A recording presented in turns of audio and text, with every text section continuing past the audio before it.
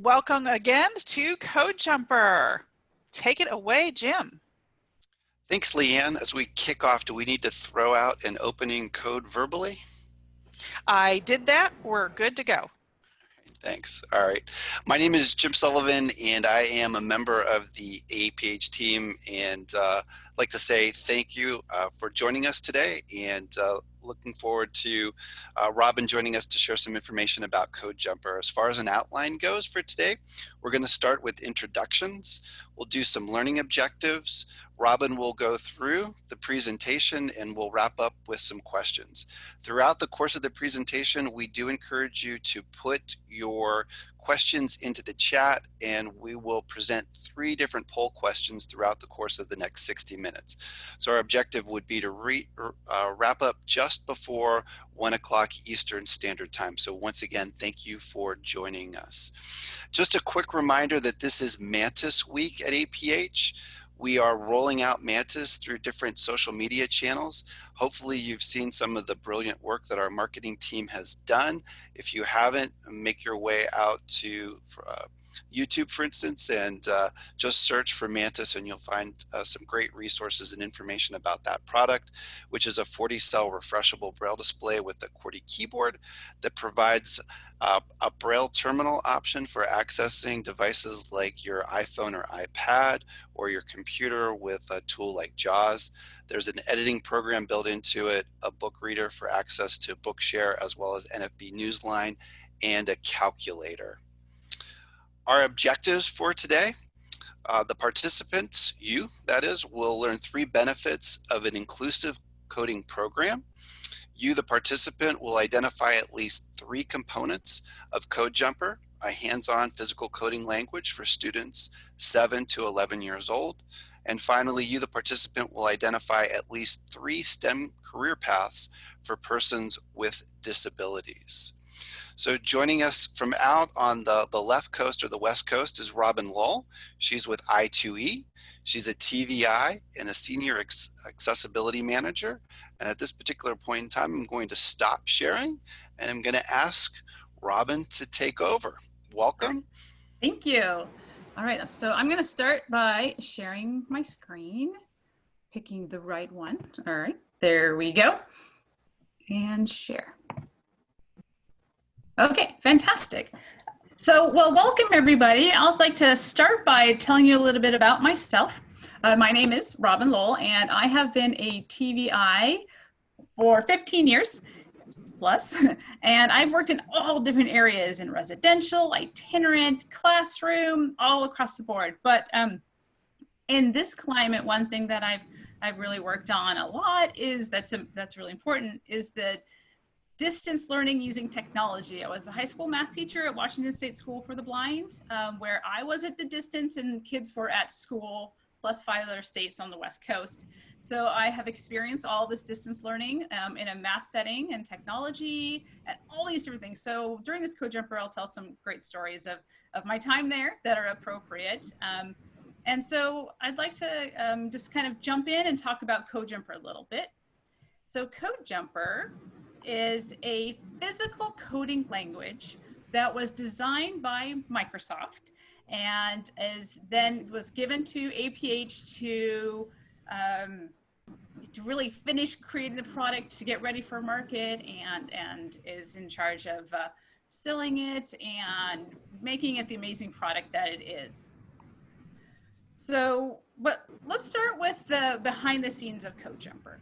Why is coding important? Well, coding is really important because computer science related jobs are expected to grow 2 times faster than the average of any other occupation. So this means if you look at our world, computers and technology is embedded in every single thing we do, from this webinar that we're doing right now to using our microwave to heat up food, to a lot of our appliances in our houses are also full of technology. So it's really important to understand that technology is really embedded in our entire beings at this point, and that there are so many unfilled jobs out there that a lot of our students with differing needs and differing abilities can be very, very good at these jobs.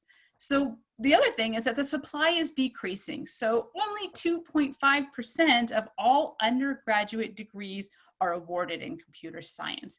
That means we have a higher demand for technology, but we don't have enough people to really fulfill those needs. So that is important to help our kids understand from the beginning that this area is something that they can do. So really in this computer science thinking, what is important about, why are we teaching our kids coding? Well, one thing is really thinking like a computer scientist. And so I did a session a week or so ago about thinking like a computer scientist, learning about coding. And it's really this thought process that we use on a day-to-day basis. And we can learn, and not only through mathematics, but also computing, of all these different skills like computational thinking. It's the thought process that one uses to formulate a problem and to express its solution in such a way that a computer or a human or a machine or any other thing can effectively carry out. So this is really important. So our kids learn these skills while coding, but then they can take these skill processes and thinking processes and be able to apply it across their lives. Really that problem solving skills that everybody desperately needs, from the time you're a little kid all the way through and being an adult, and in the working world or wherever it takes you, you're always doing this computational thinking. So if we can give students the opportunity to learn these skills, then that's just all the better.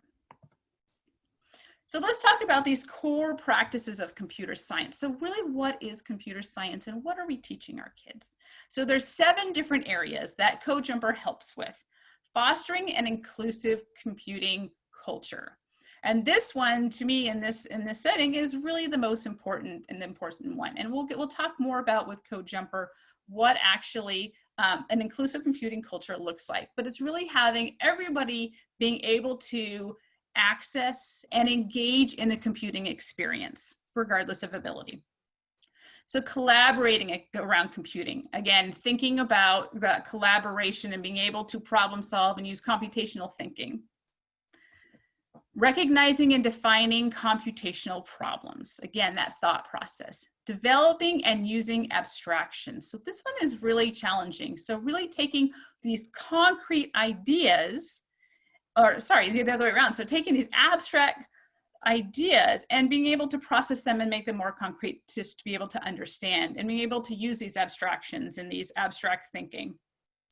Creating computational artifacts. So that's that process of coding and creating these codes and creating these programs, which we'll look at in a little bit.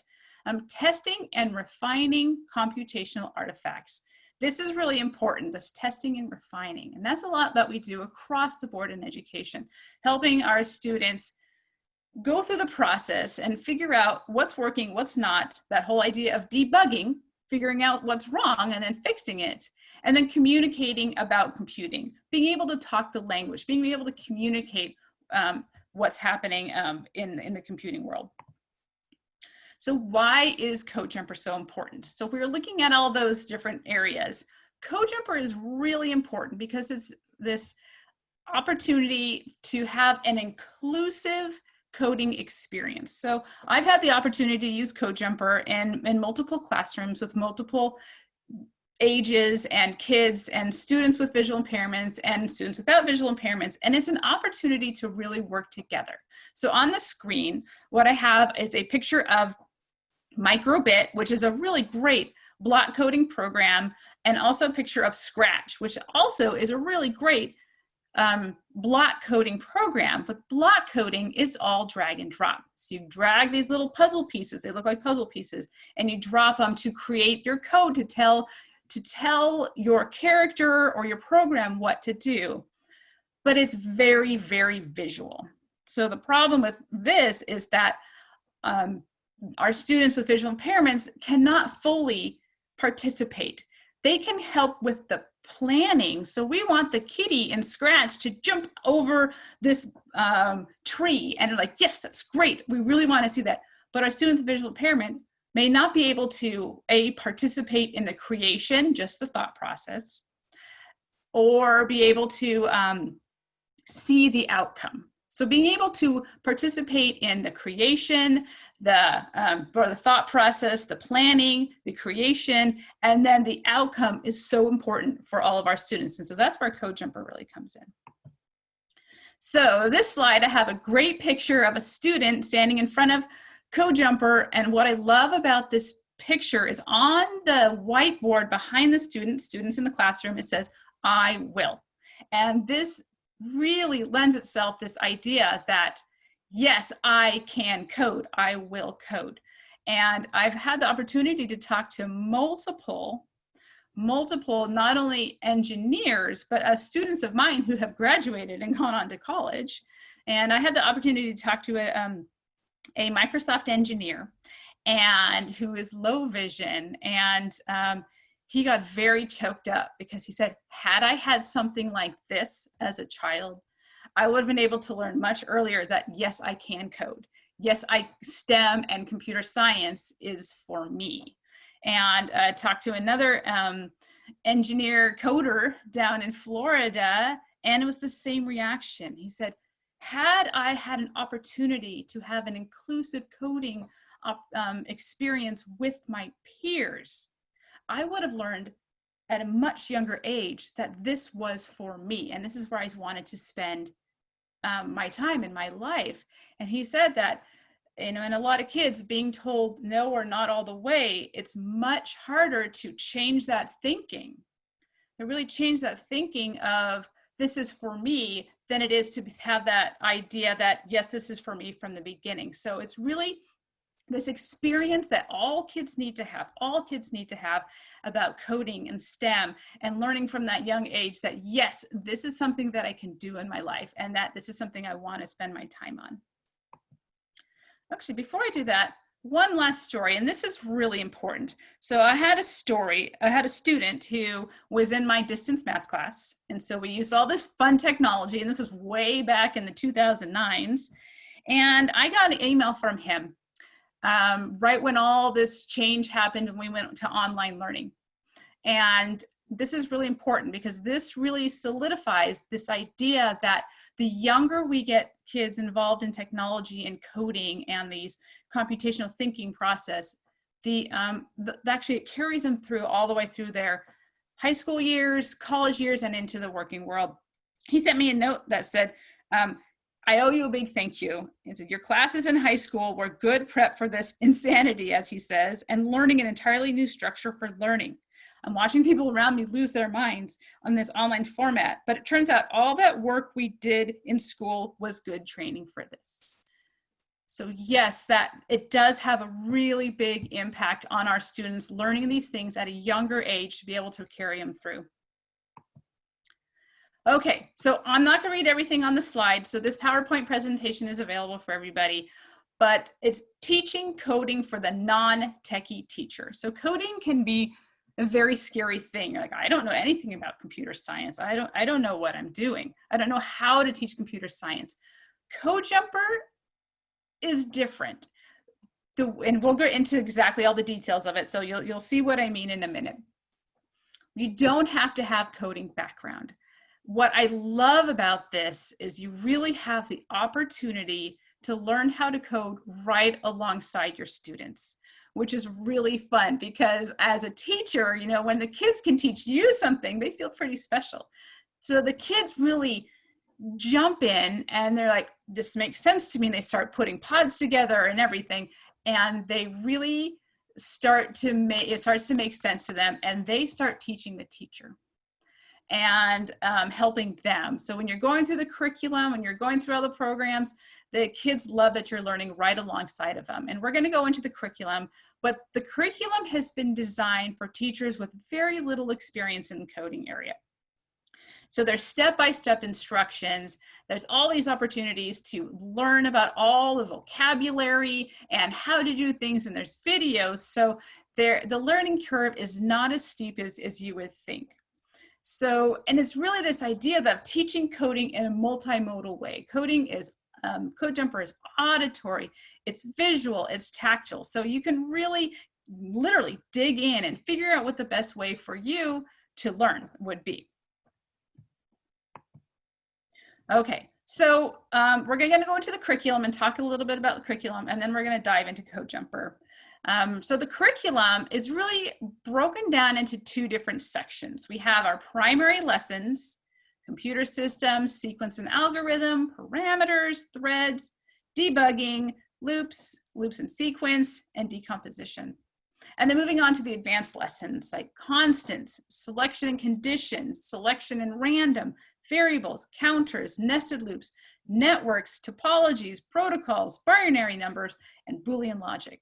So those words sound very foreign right now, I'm sure, to a lot of you. But when you go through these lessons, it really makes sense. So I'm going to get out of my PowerPoint, and I'm going to actually just open up the Code Jumper website that we have. So what's really nice, you can go to codejumper.com, and all the information you have about coding is right here. So I'm going to go click on the resources tab of codejumper.com. And there's so much great information here. And I'm going to go through it for a moment. And we can start out with the Microsoft Educator Community course. There is a course that's located on the Microsoft Educator Network, where you can spend about an hour going through with videos and text and learning about all the different components of Code Jumper. There's the user's guide, which is great. So it's really that everything you need to know about the logistics of Code Jumper. And those are different than the lessons. So we're going to go ahead and look at the lessons right here. So I'm going to click on Code Jumper lessons. And I love it that they're broken into the two different sections, primary and advanced, and you have the option for PDF and HTML. So I'm actually going to open up the HTML, actually the PDF version of loops. So it's just going to open it up. And we're going through our lesson. We have everything broken down into different parts. So each lesson structure has an unplugged activity that you don't use Code Jumper with, that you're really using your bodies and paper and all these different ways of learning coding without the technology. And so when you're thinking about, so if we're looking at, oops, I hit the wrong button. If we're looking at loops, a loop is a command to make something go around multiple times. So in this activity, for the unplugged, we're learning about repetition. So we're clapping our hands, we're stomping our feet and giving them ideas of how to, and other things that are about repetition. So jump roping, repetition, going around and around, running laps around the gym, shooting a basketball, playing piano. So really tying all of these technologies and these coding concepts to things that are really important in kids' worlds. So going back up, we have, so we have unplugged, and we have the guided activity. So now the Code Jumper is actually, is now introduced for this structure for loops. Exploration, which is the more advanced, kids are going to do something on their own. They're going to create a program, usually together in groups, because one of the beauties of Code Jumper is a really great opportunity for kids to interact and work together and problem solve together in a group. And students with visual impairment and students without a visual impairment work together to create these programs. And that's one thing that's really important that I really would like to stress is the opportunity for students to be, if they're in a general education classroom, they're coding right alongside their peers. It's the same concepts. And it's the same ideas, maybe in a little bit of a different way, but it's in the classroom, it's with their peers. And my experience is that all kids love Code Jumper. And so it's this great opportunity for kids to really be engaged all together and learn coding in a different way.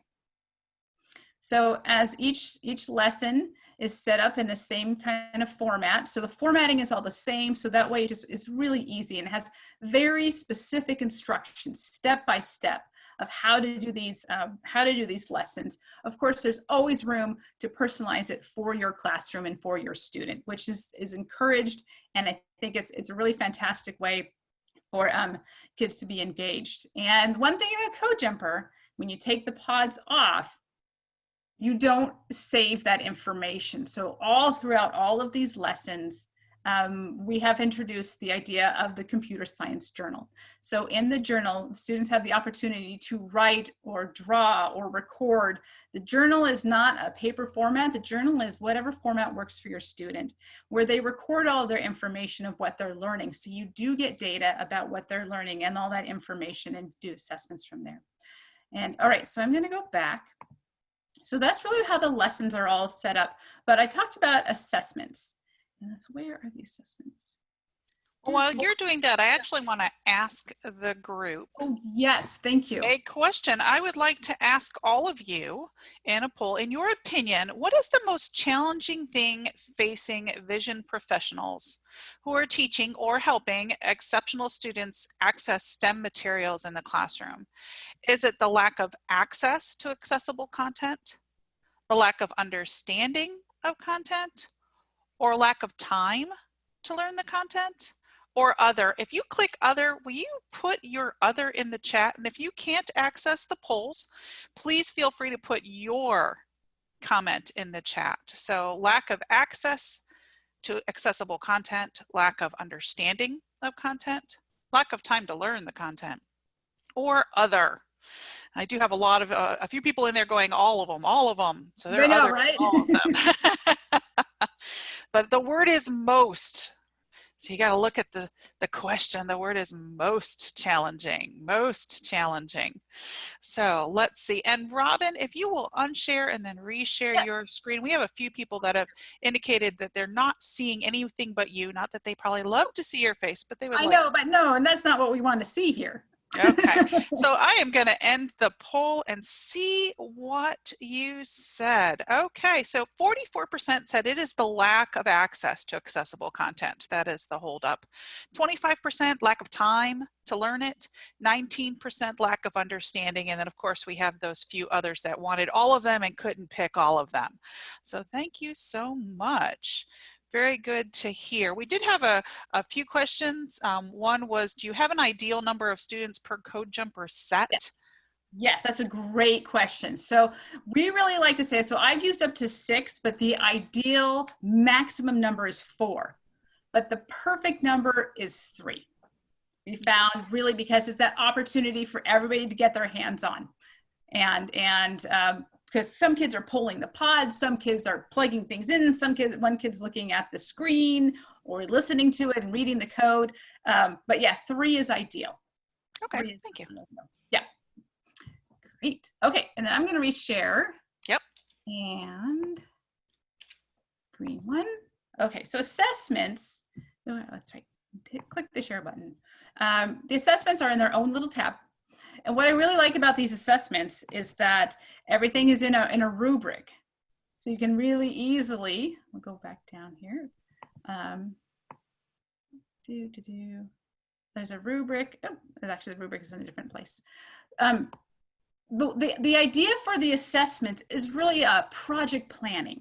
Thinking about project planning and having the kids go from start to finish with a project and then grading on their assessments. All right. Okay, here is the rubric. All right, I'm gonna click on the rubric. Where is our, oh yeah, here we go. So we have just a typical rubric with each criteria 1 through 4 with the criteria for each one of those projects, the end projects that the students can do. And I have tried out all of these on my own children, because your own children are the best guinea pigs, and really it's been fantastic. And the classrooms that we've worked on these with kids down to kindergarten. So we actually had the opportunity to go into a kindergarten class, and they were talking about debugging and algorithms and sequencing, and it was fantastic, and they could talk about it and explain it to you. Okay, so we went over this lesson structure. Okay, so now I've talked a lot. Now let's actually get into coding. So Leanne, actually it's going to take me a moment. So if you have any other polls you'd like to throw out there, I'll let you switch. I'm going to switch. Okay. We're doing all the smoke and mirrors behind the scenes. And the switching always takes a moment for her to get that code jumper so that you guys can see what's going on. So question for you. In your opinion, do exceptional students see STEM careers as achievable? In your opinion, do exceptional students see STEM careers as achievable? Yes, no, and then other. You might actually have other comments in here. Do they see STEM careers as achievable? In your opinion? Again, in your opinion. So this will be an interesting one to see. And again, if you can't access chat, you're welcome, or can't access the polls, you're welcome to use the chat to be able to give information. We did have a question. I don't know if you can do two things at once, Robin. Oh, I can. Okay. What is the functional grade level of students the beginner lessons work for? Functional grade level. So we've actually done them with kindergartners. So, 6-year-olds, because we did them in the spring, which is a very different kindergartner than a kindergartner in the fall. So I'd say 6 years old up to, depending on where they're starting, but starting at 6.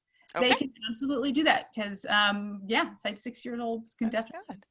So our results, 56% said their students do see it as achievable, which is great to hear that we're working on breaking that barrier down. 36 still say no, and then we have a smattering of others in there. So thank you so much. How you doing, Robin? Good. Okay, I'm almost ready. Actually, there's one question in there that said, is age 6 to what grade level? So really, actually, I just want to answer that really quick because that's a really important question. So 6 to whatever. I actually had a hard time getting it out of the hands of a 44-year-old Microsoft engineer and said, you have to give it back to me. But what I really like it about Code Jumper is really the idea is elementary school. But I have a highly technical, very tech savvy 8th grader who was struggling with the concept of loops while he was using a text-based coding program. I'm not sure if he was using Python, but just because of the way it's all laid out, he was really struggling to see getting that mental picture of what a loop is. So I used Code Jumper as that kind of intermediate, just as another opportunity, a different way to teach him what a loop was. So I really think Code Jumper can be used from the basics of like 9th graders, starting out with coding, of really trying to get that physical understanding of the concepts before moving on to other text-based codings, such as Quorum or Python or what have you. So yes, all right, so now I'm gonna share my screen, and I'm going to share, oops, I always hit the wrong button. Hit the share screen, screen 1. Okay, so what we have on the screen are 2 different things. My screen is actually split in half, and so I had to, in the computing world, we call this a hack. So I had to hack my screen. Oh, but I have to share. Okay, did that share? I just got a weird, oh yes, it is. Yes, see both. Okay, so in the computer world, you have to do a lot of workarounds. And being a TVI long enough, as we all know, creativity is one of our superpowers. And in the tech world, same thing. So I had to come up with a hack of how to make this work. On the left side of the screen is the Code Jumper app. So the way Code Jumper works is you download the Code Jumper app from the Microsoft Store. So Code Jumper works on Windows 10. It's not available on Apple, so it has to be Windows 10.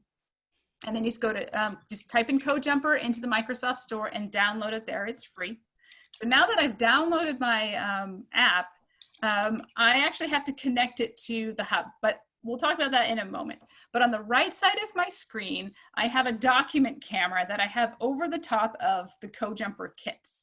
And I'm going to go through each piece, and we're going to talk about it, and then I'm going to build a program. But I actually need to have some participation from the audience.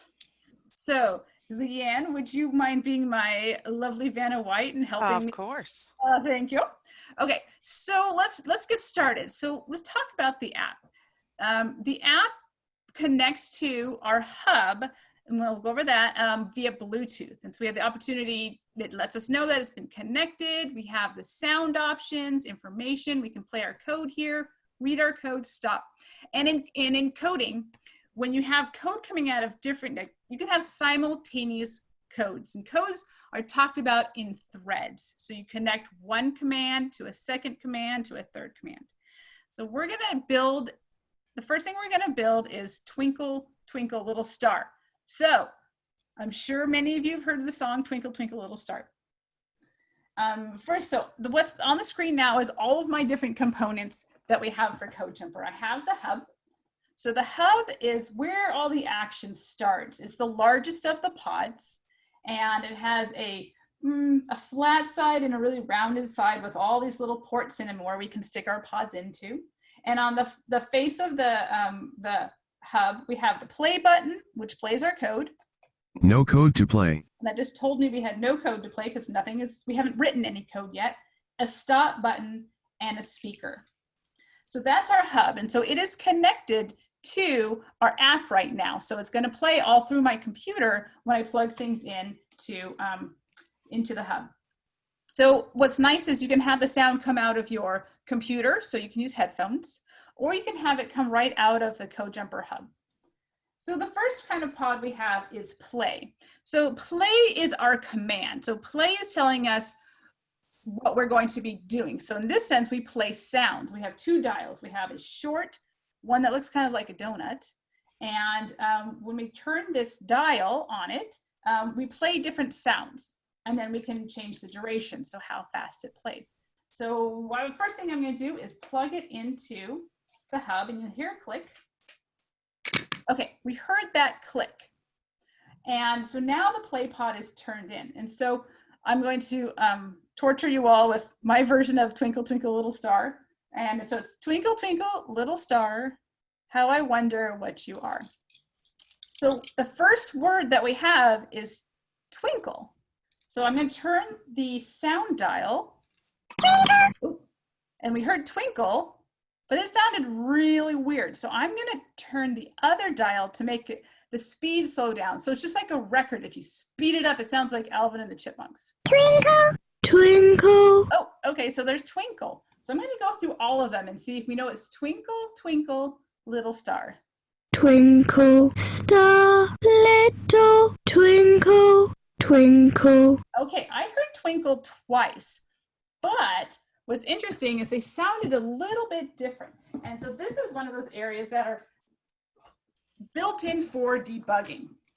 So which twinkle do we want? So in the chat, can you do you want the one that's, let's see here, that's lower? Star, twinkle, twinkle. So for the first one, do we want the higher one or the lower one? I'm seeing lower, lower, lower, lower. Lots of lowers. The first lower. So that's higher. twinkle one. Okay, so I'm going to go with Twinkle. Okay, so we're going to go with that. All right, so that's one line of code. I've plugged in one play pod. So I'm going to go grab a second play pod. And to connect the second play pod to the first, so the play pod is the shape of a computer mouse. And this computer mouse actually looks like someone took a big bite out of it because one side has an indent on it where the port is. So I'm going to plug the cord, there's a cord coming out of the computer mouse, just like a computer mouse, like a play pod, into the first play pod. Okay, and we heard that click. When we hear that click, we know that it has been connected. So again, so we have twinkle, twinkle. So I'm going to turn my sound dial and see what happens. Okay, but again, it's too high. So we have to debug this. We have a problem because the app tells us, it says play twinkle 1 for 1 time speed. And I'm going to change this. Right now, the second pod says play little for 2 times speed. And we want our whole entire program to be at 1 time speed. So I'm going to turn the duration dial to get it to 1. Definitely not. Little. Okay, that sounds right. 1 time speed. So, okay, I want to see what we have here. It's really important when you're coding that you debug and you go through and you listen to your code. So I'm going to press both the play and stop buttons on my hub. Thread 1 twinkle, twinkle. Play twinkle 1 for 1 times speed. Play little for 1 times speed. All right, so this, End thread. oops, sorry. So this told me that exactly what I have plugged in. So if you're not sure exactly what the speed is, all you have to do is read your code. Ah, they're both at 1 times speed, so I don't have to debug. Okay, but it said play little. So I'm gonna turn the knob until we have what comes next. Throw it in the chat. I'm guessing everybody knows what comes next. We've Star, got little, twinkle, twinkle higher, star. twinkle, Okay, I'll go with twinkle. twinkle, Okay, and now just in the sake of time, I'm going to add in another pod. Again, same thing, add it to the end of the line. So we're basically making a chain.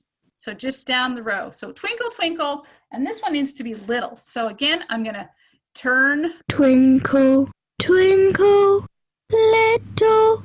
Okay, so before I plug the last one in, for those who are familiar with this song, throw in the chat what the next one is. Ah, star, star, star, star, star. Fantastic, fantastic. Okay, then I'll throw in star. And just as a, oh, it's already there. Just as a. How did you know it was already there, Robin? How did I know it was, all right, well, I could see it. So, but let's see. So if we don't want to play our whole entire song yet, what I'm gonna do is I'm gonna run the code. So let's listen to the whole thing and see if it's right. Let's see if there's any debugging we need to do. All right, come on. Thread 1 twinkle, twinkle. Play twinkle 1 for 1 times speed. Play twinkle 2 for 1 times speed. Play little for 1 times speed. Play star for 1.5 times speed. End thread. What button did you just push to make it do all that? That's the stop and play button. That's on the hub, push stop and play. Or if you want to do it on the app, there is actually a play button you can just, or read button that you can just press. So stop and play on the hub will read the code. So Haley says the star speed needs to be debugged. All right. 1 time speed. Awesome. Okay, so I'm going to turn this. Star, That sounds about right. So now we've built our code. We have 4 pods for twinkle, twinkle, little star. And now by pressing the play button, let's listen and see what happens. twinkle, twinkle, little star. So we actually just created a program. So we were able to, by plugging in these pods, we were able to create Twinkle, Twinkle, Little Star. And the first time the kids do this, their minds are blown. They love it and they just want to keep going. But what usually happens now with our students when they're really excited about this is they're like, okay, that's at 1 time speed. Now I want to try it at 0.5 times speed when it's really slow, or 2 times speed. And so they go and they start tweaking and figuring things out. So that's a very simple algorithm. So we've created an algorithm. So because an algorithm is a list of steps to complete a task. And the kindergartners love that. And they will be using, well, we're going to create this algorithm. And the 5th graders are talking about creating algorithms and a sequence, 1 step after another. But let's shake it up a little bit. Let's see some of the other amazing pods that we have here. So we always start with our hub. So I'm going to pull some more pods out. And we have a loop. So a loop in Code Jumper is, again, a computer mouse shaped pod. And on this one, it has a different dial on top. So the play pods are white and blue. The loop pods are white and yellow. And the difference is the dial on top of the loop pod is like a dome-shaped dial, and it has a different pattern on it. So like the play pod, the donut-shaped one, has rings around it, and the loop pod has little indents all the way around. So I'm going to unplug my code, And the loop pod has two cords on it. It has a cord that comes out of the left side that's short, and a longer cord that comes out of the bottom. So this one has two. So it actually is really quite easy for once our kiddos figure out how to, they figure out all the different pods of how to find them really quickly, because they all have different textures and feelings. So I'm gonna plug in the short cord. Come on, let's plug in. All right, it clicked. So I'm going to change. So actually, Twinkle Twinkle is great, but there's a lot of other sound sets that we can use. And one of my favorite things is you can add in your own sound set. So you can add in your own sounds. Worked with a classroom, and they were working in literacy on beginning, middle, and end of stories. So they're learning about Grace Hopper. So for those who don't know who Grace Hopper is, she is a computer scientist who worked for the US Navy, and she came up with the term debugging because she actually found a moth in one of the computers that was taking up an entire room and was wreaking havoc in that computer. So she came up with the term debugging because she actually had to remove a moth from the computer. So we have different ways. So the CodeJumper app, of course, is screen reader compatible and keyboard controlled. I'm just going to go ahead and use my mouse. So I'm going to click on where thread 1 says Twinkle Twinkle. If I click on it, I have the opportunity to change the sound set. So right now it's on Twinkle Twinkle. And we have all these different opportunities. Like we have tools, sounds, and sirens, and vehicles, and row your boat, and there's a poem, percussion, people sounds, numbers in English, numbers in French, nature sounds. I'm going to go with row your boat though. Okay, so in row your boat, you guys are going to be tortured again with my singing. Well, kind of. It's row, row, row your boat. So we have 3 rows in a row. So we could put 3 play pods together for row, row, row, and each one says row. Or using a loop, we can program it and tell our computer to say 1 play pod, but do it 3 times. And that's how we use our loop pod. So in the loop pod, we have, it's plugged in, and visually on the app, it's grayed out, and we don't hear anything. So it's telling us our loop isn't correct, that it's not closed. So you have to close your loop. So I'm going to plug in a play pod to the lower port on the loop pod, and it's important it goes into the wrong, it goes into the right one. So I'm going to go ahead and plug it in. So it's plugged in, actually it's plugged into the one to the right that's going out of the loop pod, and then I'm going to close the loop. So I'm going to plug the long cord of the loop pod into the play pod. Okay, click. Now, let's see if that worked. So I'm going to press the play button on the hub and see what happens. Oh, wait a minute. Let me do that again. Well, that wasn't the most pleasant sound. So that was actually a burp, which the kids love. That tells us that there is an error that we need to debug, that our program isn't put together right. So we need to problem solve and figure out what is not working in order to make our loop work. So looking at and feeling our loop pod, oh, I see what the problem is. I plugged the cord into the outgoing pod instead of the loop at the bottom of the loop pod. Okay, so let's see. Come on, loop pod. Okay, let's make this cooperate.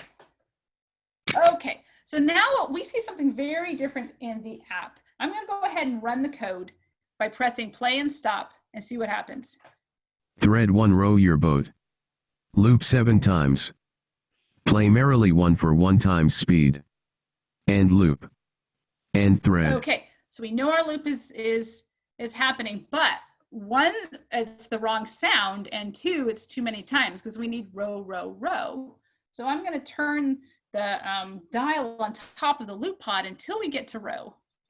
8. Oops. 7. Sorry, wrong one. I'm going to turn the blue dial on the play pod.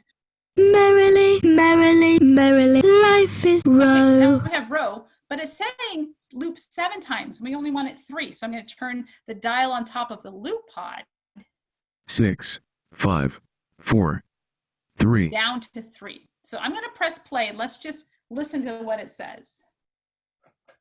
Row, row, row. Okay, so we have row, row, row, which is the beginnings of our song. So in the chat, can everybody throw in what we need to put in next? What do we think?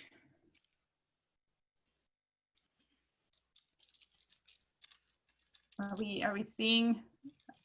Leanne, do you see what we're have going on? I see your boat, your boat, your boat, your boat, and your. So you've got your choice between your, and your boat. Your boat is correct. So I'm going to, at the end, the right side of the loop pod is another port going out, and plug in a play pod and turn Your boat. until I get your boat. So I'm going to press play. Row, row, row. Your boat. Fantastic. So then the rest of it is merrily, merrily, merrily, life is but a dream. But we're not going to go through that now because we don't have enough time. But I wanted to introduce a couple of the other pods. So one of them is a green and white pod. This one has 2 dials on it with spoke top. The left dial has 3 spokes. The right one has 2. And this is a selection pod. So basically, if any of you guys remember Choose Your Own Adventures, you can go one direction if you make a choice a specific way, or you can go the other. So this basically splits the code in half to make different choices. So if I plug in the selection pod into the hub, we have that click. And then underneath each dial, the 2 spoke and the 3 spoke, I can, there are ports to add in any pod you want. I'm going to put in a play pod.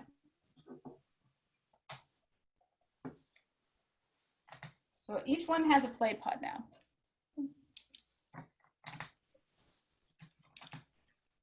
Come on, plug in. Okay, there we go. So it's an if-then statement or if-else statement. So on the left dial are numbers 1 through 8.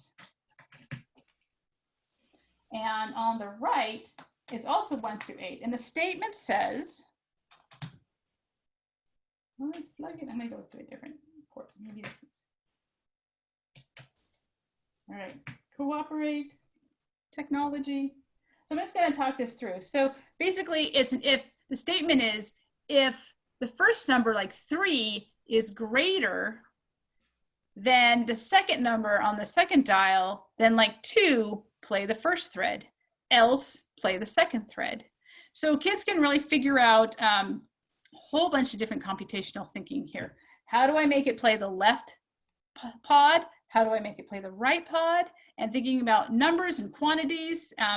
In the curriculum, we've created a really great dice game where you roll the dice and then you set your numbers on the pod and for probability. What's the probability that it's going to play horse over cat based on what you rolled with your dice?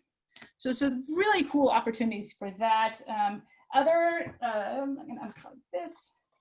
I'm going to plug just a play pod back in. We have opportunities for constants.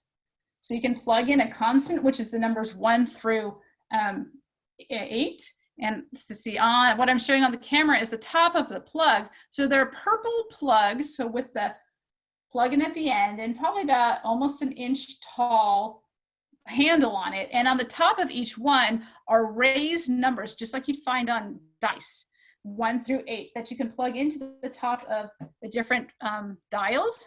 So I just plugged one into the top of the play pod. So now it's going to play 6, no matter what. It's a constant and overrides whatever you on the dial.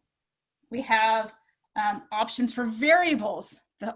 Algebra, x equals, and that variable will then be that same variable, same constant will be throughout throughout the program wherever you put these great constants in.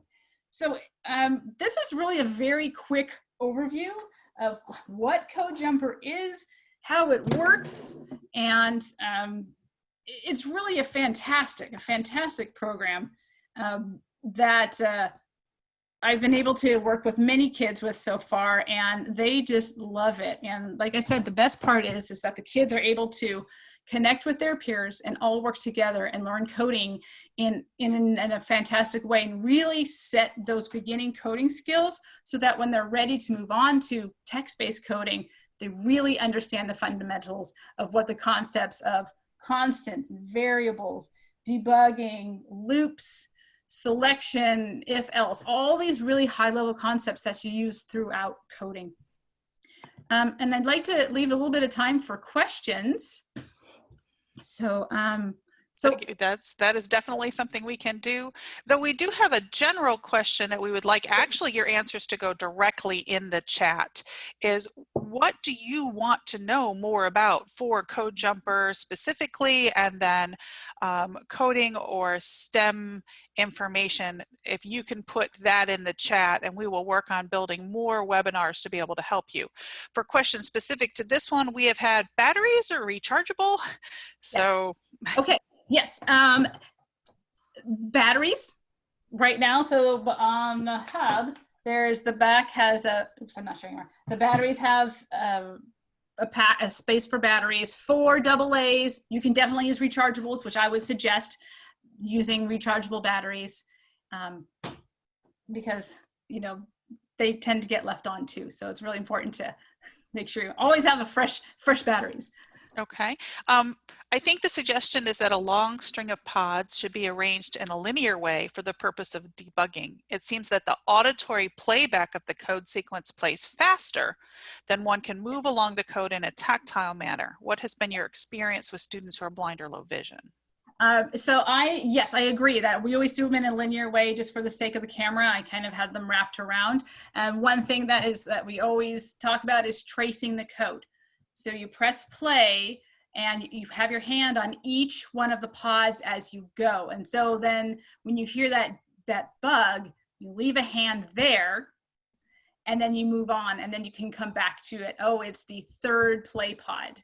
I've also, you know, thought about having markers, so or like little indicators, like pieces of like a sticky note, and sticking it on the pod so that way you can move on. Oh, there's a problem, stick it on that one and move on. But yes, tracing the code is really important, and that's something all coders do, is they trace it and watch it as it goes to find those errors. Can you record your own sound sets?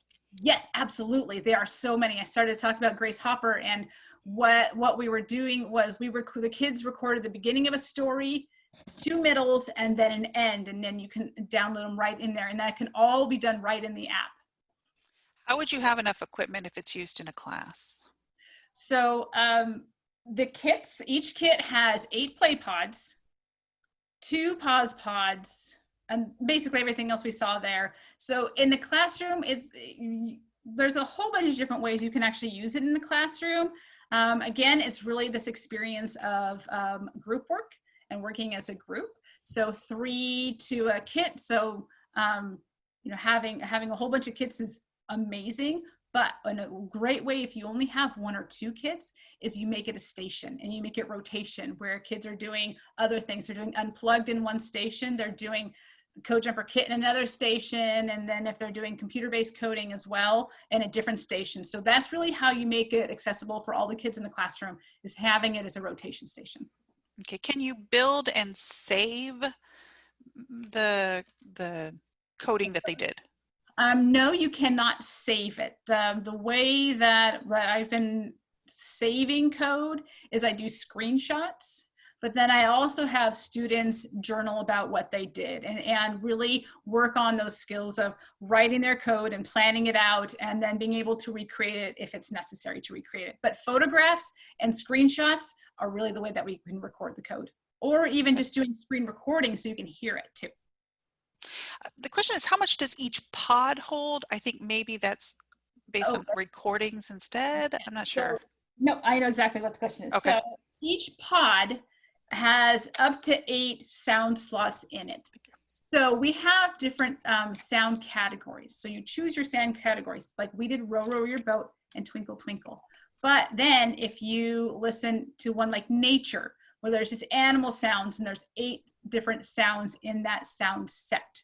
So the pods really don't hold, these are really like dummy pods, so they don't hold the information in it. It just is which slot is that sound living in that sound set, which all lives in the app. Okay. Downloading the app on Windows, but students are interacting via JAWS, or are they mostly interacting via Code Jumper?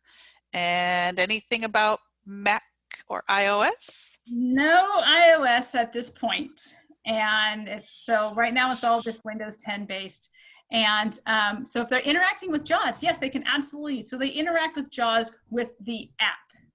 So if they're working on the app at all, like going to sound sets or reading the code or adding and picking out which sound set they want to use, they'll use JAWS in their computer for that.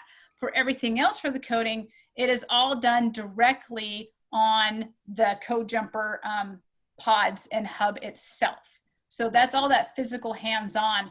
And really the app is the driver and changing sound sets and kind of that multimodal. But it can be 100% done right on the pods themselves.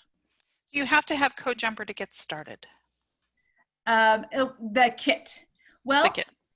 Yes and no, because yes, for all the unplugged lessons, if you go in and look at the unplugged lessons, they're none of them require Code Jumper. Those are just unplugged opportunities to learn the basics of coding, and there's one for every single lesson.